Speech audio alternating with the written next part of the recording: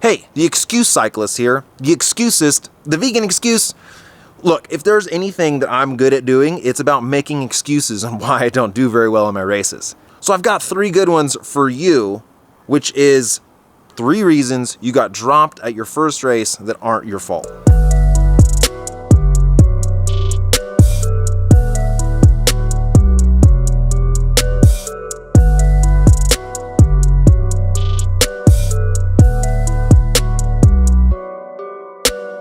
So when I was at Lodi, the Cycle Fest, I was talking with this awesome dude, Ray, super cool guy, and he was telling me just how excited he was. Excited to meet some cool people and get after it. About doing his first race.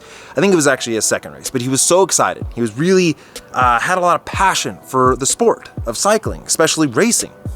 And when he went out there, he got dropped. He lasted a while, but in the last couple laps, he got dropped. And he was bummed. He was not happy.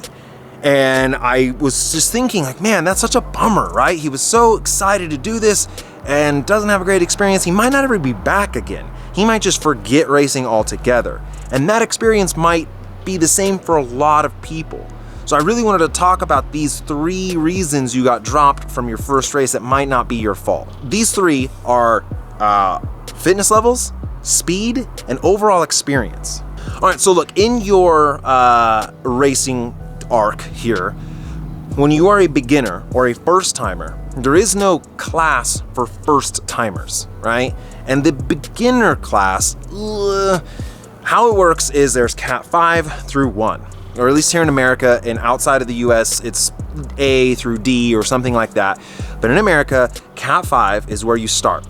And that is essentially you have to do 10 races before you upgrade to a 4. And now it's its own category, road racing, right?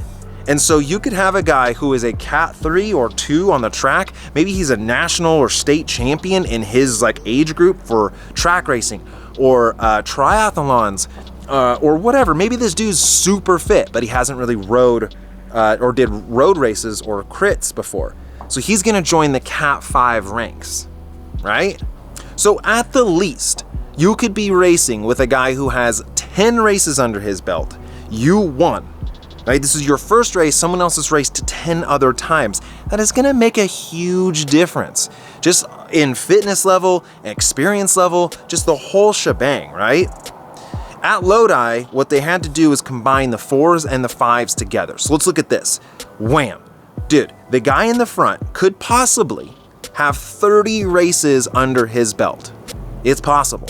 He definitely has more than 10 because he would be a Cat 4. And if he's at the front of this, then he's probably not a freshie Cat 4. So this guy's level of experience and fitness is massive. You, being your first time way back here, right? The level of the discrepancy between you two is massive. So if you get dropped in your first race, man, don't feel like everyone was equal, right? Because it wasn't. So if you get dropped in your first race, it could be that it was from just the wide range of fitness and experience levels. So it probably wasn't really your fault. The second thing is speed.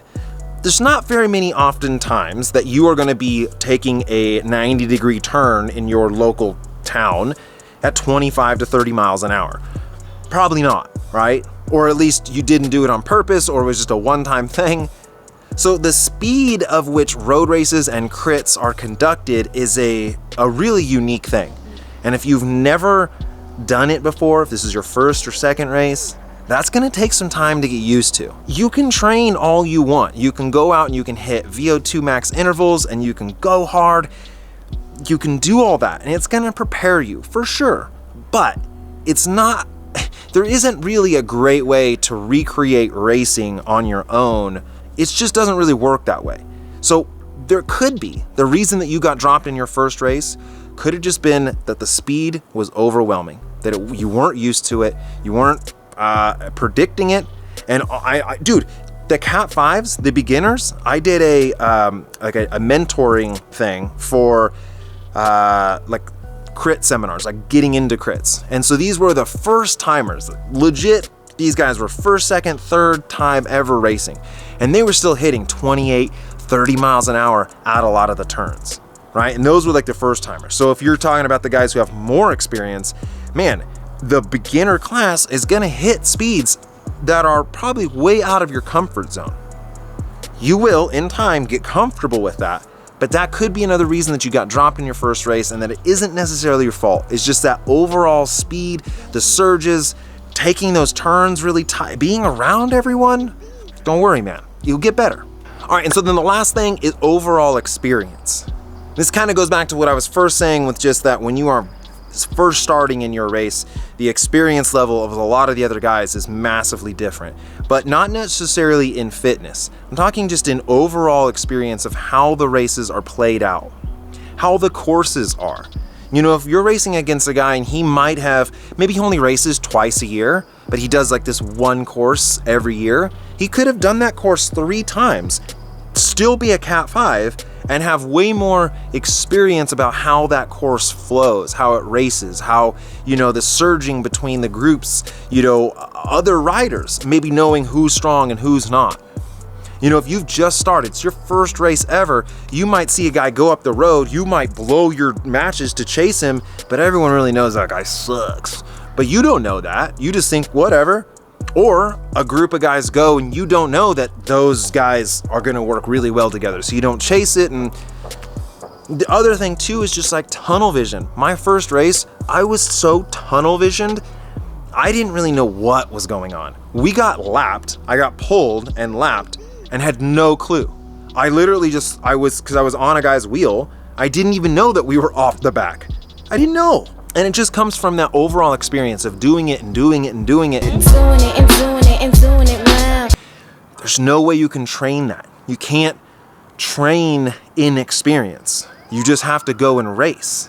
So the third reason on why you might have gotten dropped at your first race, and it necessarily isn't your fault, is just your experience level is level 1. You gotta level up. And it will happen. It will come with time and more racing. You'll be fine. So look, I just wanted to make this video because when I was talking with Ray at the race, I just got this idea that there's probably so many people that just give it up after their first or second race. And if you do that, you're gonna miss out on so many amazing aspects of cycling and racing, and that trajectory of your fitness and your talent, and it's just really awesome. And now I'm super competitive, so like maybe that's just a me thing. And maybe you're not so much into that, but even if you're not that competitive, still doing a couple races every once in a while, it will notch your fitness on a whole nother level. It expands your idea of what fast really is. And it's just kind of neat. So to Ray, dude, you're awesome. You did great. I hope that I see you out there again. I hope that you don't get discouraged. And anyone else that was dropped in your first race, or maybe your second race, maybe your third race, all these things still apply. It's a good excuse. Use it. Get back on the bike. Keep racing. And as always, guys, vegan cyclist, yeah.